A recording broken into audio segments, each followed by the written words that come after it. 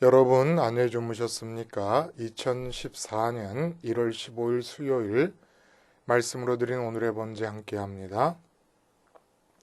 에베소서 1장 1절부터 14절까지 말씀으로 같이 하겠습니다. 우리는 1절부터 6절까지만 읽습니다. 시작. 하나님의 뜻으로 말미암아 그리스도 예수의 사도된 바울은 에베소에 있는 성도들과 그리스도 예수 안에 있는 신실한 자들에게 편지하노니 하나님 우리 아버지와 주 예수 그리스도로부터 은혜와 평강이 너희에게 있을지어다.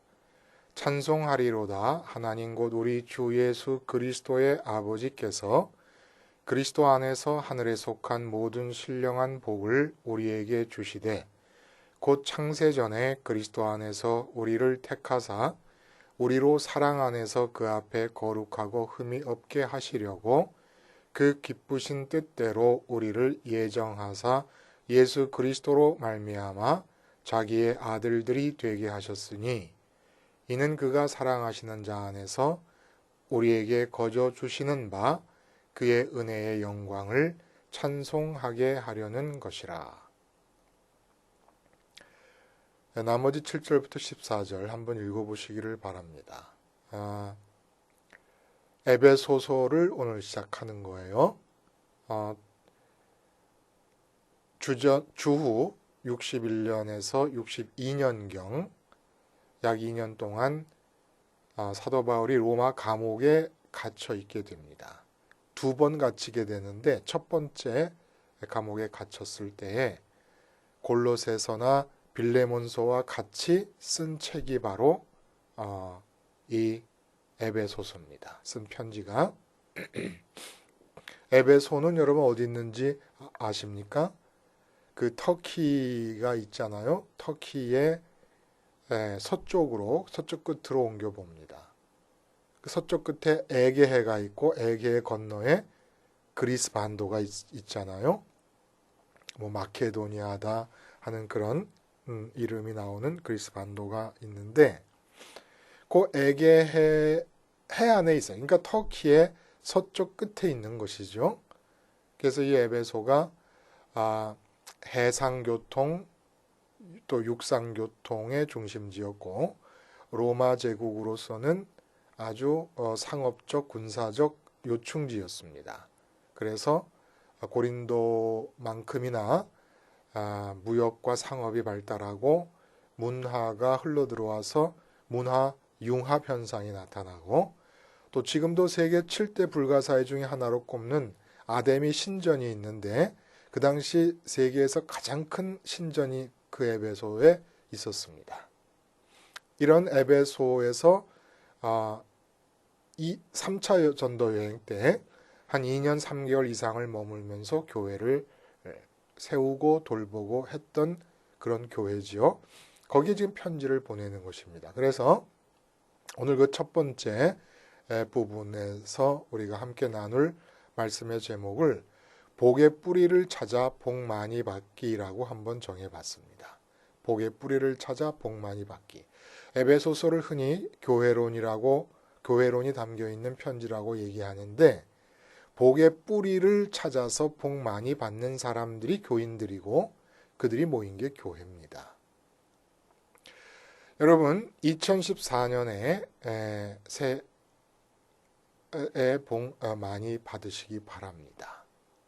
좀 인사가 늦었지만 또 우리가 새해 인사하는 여러 가지 방법이 있잖아요. 새해에는 하시는 일 모두 다 잘 되기를 바랍니다. 그리고 아주 노골적으로 요새 인사를 해요. 새해 돈 많이 버십시오. 이 새해 인사를 좀 신앙적으로 해보려고 많이 노력해 보는데 그게 쉽지가 않아요. 입에 잘 붙지를 않습니다. 그래서 특별히 우리 마음에는 소위 그 기복신앙적 분위기를 좀 피해 보려고 다른 말들을 동원해 보지 않습니까? 근데 기껏 해봐야 하늘의 복을 많이 누리세요 정도? 여러분은 어떻게 인사를 하십니까? 새해에는? 또 어떤 사람은 아주 구체적으로 팔복을 많이 받으십시오 이렇게 얘기하는 분도 계시더라고요. 어쨌든 문제는 우리가 늘 삶에서 느끼는 것은 복이 부족하다는 느낌이에요. 뭐 하여간 복이 부족한 거예요. 그게 뭐 하늘의 복을 뭐 말하든지 이 세상의 오복을 말하든지 하여간 복이 부족하다는 것은 뭘 말하는 거냐 하면 이게 만족함이 없다는 거예요. 왜냐하면 복이라고 하는 말의 사전적인 정의가 바로 그런 거 아닙니까? 삶에서 누리는 좋고 만족할 만한 행운 또는 그런 좋고 만족할 만한 것으로부터 얻게 되는 행복, 이게 복이거든요. 근데 이게 좋고 만족할 만한 행운이 늘 부족한 것 같은 느낌이 든다는 겁니다. 근데 이유를 우리가 살펴보면 어차피 복이라는 것은 인간의 노력으로 주어지는 건 아니에요. 그러니까 행운이라는 말이 붙는 거 아닙니까? 사전적인 정의에도.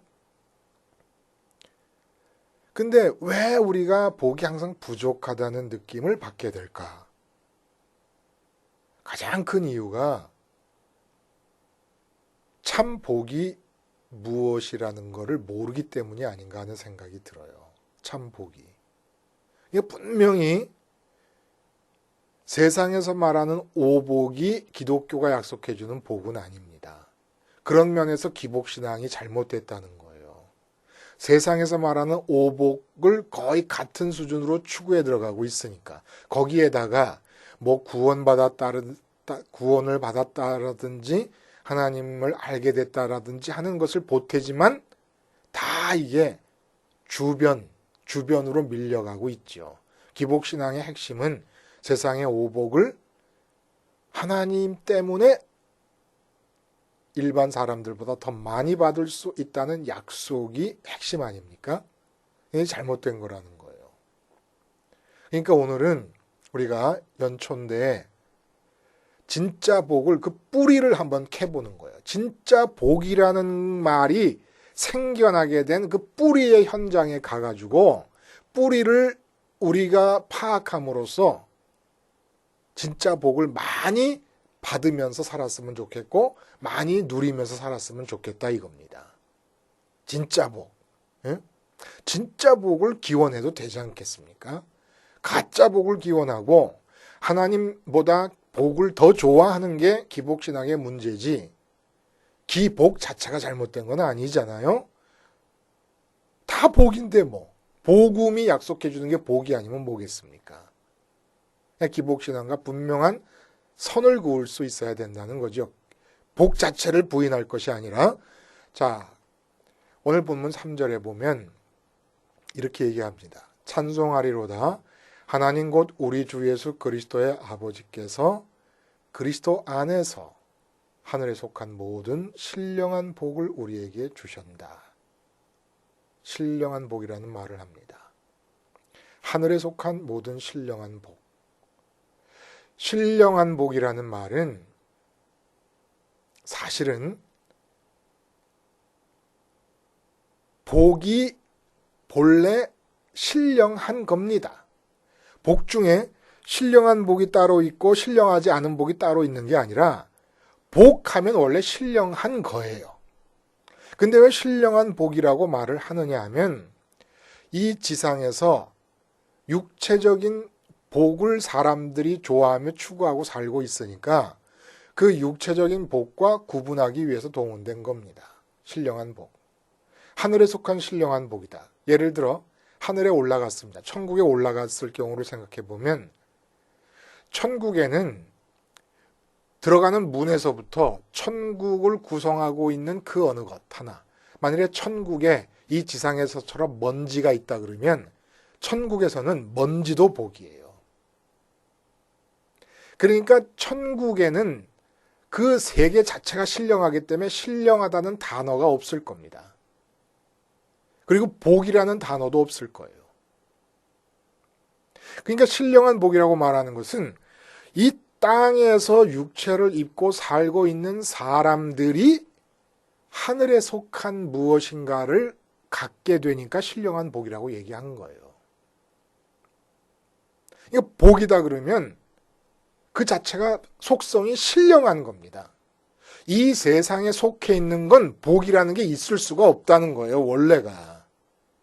신령한 복이라는 말의 의미가 그렇다는 겁니다.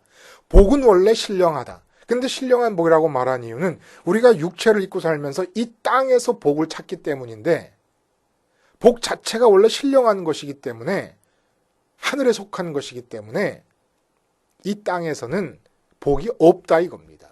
그러니까 복된 삶이라는 건 이 땅에서 이루어지는 거 아닙니까? 복된 삶이라는 거는 이 땅에 살고 있는 동안에 하늘에 속한 무엇인가를 갖고 사는 것, 이게 바로 신령한 복된 삶이라는 거예요. 여러분 기억합시다. 복은 신령한 거예요. 그러므로 이 땅에 있는 것들 중에서는 복이랄 게 없습니다. 우리 오복 얘기하잖아요. 제일 처음에 장수하는 거. 이거 오복이 아니라, 이건 복이 아니라는 거예요. 그 다음에 돈. 이거 복이 아니라는 거예요. 왜냐하면 복이라는 건 원래 신령하기 때문에. 신령한 복이 따로 있는 게 아니라 복이 신령한 거예요. 근데 우리가 육체를 입고 살고 있기 때문에 신령한 복이라고 말씀하는 거죠. 육체와 대비시키기 위해서. 복은 하늘에 있는 거고 하늘께 땅에 살고 있는 동안에 내게 되는 것, 이게 복된 삶이라는 거예요. 그러니까 이 세상에서 일이 잘 되는, 이게 복이 아니라는 거예요. 이게 형통이라는 게. 자손의 중다함, 이게 복이 아니라는 거예요. 이빨이 건강한 거, 치아가 건강한 거, 이거 복이 아니라는 거예요. 땅에 있기 때문에. 땅에 있는 건 무조건 다 복이 아닙니다. 복된 사람의 삶이 진행되기 위해서 필요한 재료들일 수는 있지만, 삶이 진행되기 위한 수단들일 수는 있지만 그 자체가 복은 아니라는 겁니다. 그리고 이 진짜 복은 그리스도 안에서만 주어진다는 거예요. 그리스도 안에서만. 자, 그러면 이렇게 알고 나면 그러면 그 내용이 뭐냐 이겁니다. 하늘에 있는 것인데, 그래서 신령한 것인데 땅에 살고 있는 동안에 나한테 주어지는 그 복의 내용이 뭐냐? 이제 뿌리를 찾아가 봅니다. 4절과 5절에 이렇게 얘기해요. 창세전에 그리스도 안에서, 이 창세전이라는 말이 중요합니다. 그리스도 안에서라는 말도 중요하고 우리를 택하사 다 중요하네요. 우리로 사랑 안에서 그 앞에 거룩하고 흠이 없게 하시려고 기쁘신 뜻을 따라 우리를 예정하셔서 예수 그리스도로 말미암아 자기의 아들이 되게 하셨다. 이게 내용이라는 거예요. 한마디로 말하면 창세전에 그리스도 안에서 택하셔서 하나님의 아들이 되게 하신 것, 이게 복의 뿌리입니다. 이거 뭐 다 알고 있는 내용 아닌가? 아니, 여러분 아마 모르고 있는 내용일 거예요. 자, 그게 무슨 말인가 한번 뿌리를 찾아가 봐요. 창세전이라고 그랬어요. 그러니까 복의 뿌리는 창세전에 있는 겁니다. 창조되기 이전에. 그러니까 이 세상에 해도 달도 태양도 없고 태양계도 없고 우주도 없을 때. 그러니까 당연히 사람들이 복이라고 생각하는 오래 사는 것, 육체가 오래 사는 것, 뭐 돈 많이 버는 것, 세상에서 출세하고 높은 관직을 얻는 것, 자손이 많은 것, 이런 것들이 존재하지 않을 때 복이라고 하는 것이 만들어졌다는 거예요. 창세 전이니까. 복이 그런 겁니다. 그러니까 돈 따위를 가지고, 오래 사는 것 따위를 가지고 복이니 만에 할 게 없다는 거예요. 복은 그런 모든 것들이 만들어지기 이전에 구상이 됐던 거니까. 그러면 그 내용이 뭐냐 하면 창세전에 어떤 상태였습니까? 아무것도 없는 상태에서 오직 아버지 하나님과 영원전부터 하나님이 아버지로서 계시고 영원전부터 주님께서 아들 하나님으로 계셨습니다. 근데 두 분이 서로 사랑하는 거예요. 사랑한다는 게 뭡니까? 아버지가 아들 하나님 안에 들어가 계시고 아들이 아버지 하나님 안에 들어가 계십니다. 아버지 안에 들어와 계신 아들 하나님이 누구라고요? 성령이에요. 아들 하나님 안에 들어와 계시는 아버지 하나님이 누구라고요? 성령님입니다. 우리 사랑할 때 그런다면서요. 내 안에 너 있다. 그거 사랑이 맞아요. 그렇게 내 안에 아들 하나님이 들어오심으로써 아버지에게 영원 전부터 어떤 일이 일었습니까? 만족함과 기쁨과 행복이 있습니다. 아들 하나님 안에 아버지 하나님이 들어가시면서 아들 하나님의 만족함과 행복과 기쁨이 있습니다. 너무 기뻐요. 이 기쁨을 누리다 보니까 아버지 하나님과 아들 하나님께서 생각이 합의점에 도달하는 겁니다. 어떤 생각이 드냐면 제3의 인격체를 만들어서 이 기쁨에 참여하게 하자. 아버지 하나님과 아들 하나님 사이에 누리는 이 기쁨에 참여하도록 하자. 이게 바로 복의 뿌리라는 거예요. 이거 말고는 복이랄 게 없는 겁니다. 영원 전부터 계시던 아버지와 아들 하나님과의 관계에서 발생하는 그 기쁨과 그 만족함과 그 행복함, 그것에 참여하도록 제3의 인격체를 만들자고 했던 것이 창조의 이유고 목적이고 그 창조의 중심에 인간이 들어있는 겁니다. 우주가 굉장한 거죠. 무한하고 광대한 우주. 정말 대자연 앞에 서면 우리는 아무것도 아닌 것 같지만 거꾸로 그 대자연과 이 무한 광대한 우주가 인간을 위한, 인간이 창조되기 위한 무대 세트 이상의 의미가 없는 겁니다. 뭐 어마어마한 돈을 투자해가지고 우주를 개발한다 그러지만은 개발은 무슨 개발? 달나라 간 거 정도 아닙니까? 그런 정도를 위해서 엄청 돈을 쓰는데 그럴 필요 하나도 없어요. 그냥 세상 저 하늘에는 아름다운 별이 떠 있고 달이 있고 해가 있다. 시를 지으면서 문학적으로 감상하면서 노래하는 편이 훨씬 더 정확한 거예요. 뭘 알겠다 그러는 겁니까? 뭘 어떻게 알겠다는 거예요? 우주를. 그냥 인간의 창조를 위한 배경이었던 거죠. 그 인간이 뭐냐? 바로 영원 전부터 있었던 아버지와 아들 간의 영원하신 아버지와 아들 간에 있었던 기쁨과 만족에 참여하도록 지음을 받은 자들이고 이게 신령한 복이라고 바울이 지금 선언하고 있는 겁니다. 신령한 복이라는 건 왜 그렇다고요? 이 땅에서 육체를 입고 있는 동안에 누리게 될 복이니까. 하나님의 아들됨을. 우리가 하늘나라 올라가면 하나님의 아들로서 주님과 함께 아버지와 함께 살게 되겠지만은 보좌를 둘러싸고 그때는 신령한 복이라는 말을 안 하는 거예요. 복이라는 단어도 없어져요. 다 복이니까 하늘나라에서는 먼지도 복이니까 복이라는 말이 있을 필요가 없죠. 이 땅에서 복이라는 말이 중요한 것은 복 아닌 게 너무나 많으니까. 더군다나 복 아닌 거를 복으로 알고 있으니까 복이라는 말을 분명히 가리는 게 중요한 거지요. 자, 그러면 어떻게 아들이 되게 하십니까? 아들 되는 게 복인데, 그래서 아버지와 아들 간에 있는 이 기쁨에 참여하는 것인데, 어떻게 아들이 됩니까? 예를 들면 쉬워요. 우리 아이가 가끔 반 구부들을 두세 명, 많을 때는 4명까지 데려올 때가 있습니다. 그러면 이제 공부하고 오니까 배가 고프잖아요. 엄마가 과자를 줍니다. 그러면 아들만 주는 법이 없어요. 아들과 같이 온 모든 아들에게 주는 모든 과자를 똑같이 줍니다. 그때는 이미 똑같이 줬을 때는 자기 양에 따라 식성에 따라 먹는 게 결정되는 거지 엄마가 아들은 많이 주고 아들 친구들은 적게 주는 법이 없는 거예요. 똑같이 대우를 합니다. 더군다나 주말이라든지 학교에서 무슨 행사가 있어서 일찍 끝나서 급식을 안 하는 날, 점심 안 먹고 올 때는 점심때가 될 때 짜장면 시켜줘요. 똑같이 시켜줍니다. 라면 끓여줘요. 똑같이 시켜줍니다. 햄버거를 사줘요. 똑같이 사줍니다. 걔네들은 피 한 방울 섞이지 않았어요. 아무 관계도 없고 처음 보는 애들인데 우리 아들과 함께 집에 왔다는 것 때문에 아들에게 주려는 엄마의 마음이 똑같이 그들에게 가는 겁니다. 지금도 영원 전부터 지금까지 앞으로도 영원토록 아버지 하나님으로부터 아들 하나님에게로 계속 사랑이 가고 있습니다. 근데 어떻게 우리가 아들이 됩니까? 하나님의 아들이 됩니까? 그 아들 하나님 옆에 붙는 거예요. 아들 하나님 옆에 붙으면 아들 하나님에게로 보내는 모든 아버지의 사랑이 똑같이 우리에게 주어지는 겁니다. 요래서 아들이 되는 거예요.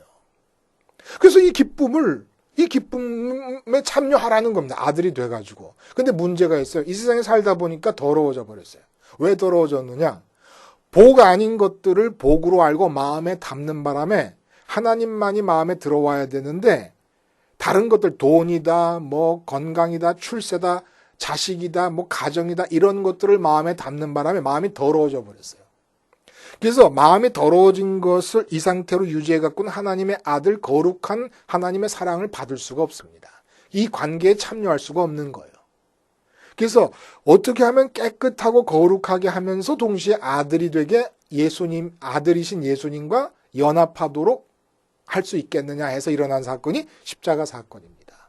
십자가 사건에 있는 예수님을 붙잡으면 내가 깨끗해지고 거룩해질 뿐만 아니라, 그래서 그 아버지 하나님과 아들 하나님과의 관계에 참여할 수 있을 만큼 될 뿐만 아니라 주님과 아들 하나님이신 주님과 연합할 수도 있게 되기 때문에 두 가지를 다 충족시켜주는 사건이 십자가 사건이라는 거예요. 그래서 복음인 거예요. 복음. 그러면 왜 이렇게 하십니까? 그 이유가 뭐예요? 기대하시는 바가 뭡니까? 하나님께서 기대하시는 바가. 그 6절에 뭐라 그랬습니까? 은혜의 영광을 찬송하게 하려 함이라. 은혜의 영광을 찬송하게 하려 함이라 그러니까 막 딱딱한 예배에서 성가대가 찬양하는 그런 생각이 납니까? 그런 거 아니에요, 여러분. 이것도 예를 들면 좋아요.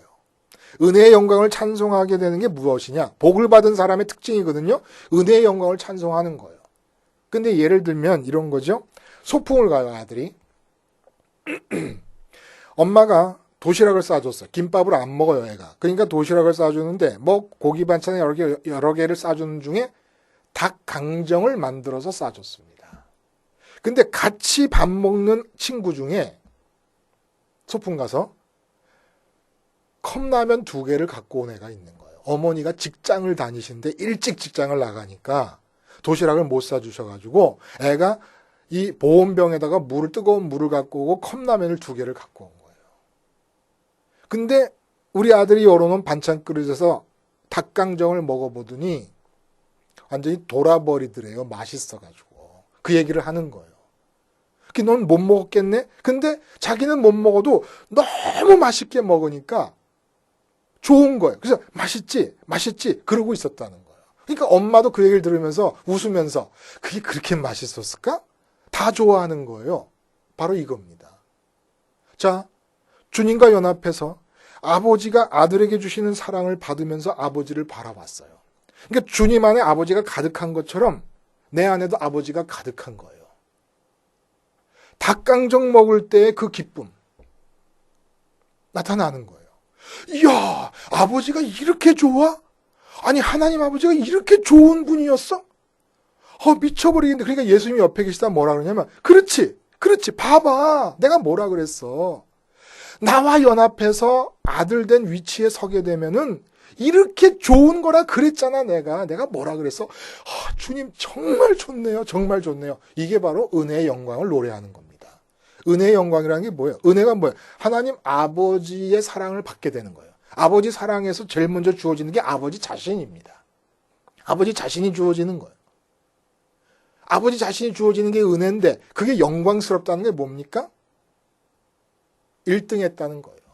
돈이 주어지는 것보다 더 기쁘게, 내가 대통령 되는 것보다 더 기쁘게, 우리 아들이 서울대 들어가는 것보다 더 기쁘게, 이 모든 세상에서 말하는 복보다 더 큰 복인 걸 알게 되는 것, 이게 영광이에요. 영광이 주어지는 거예요.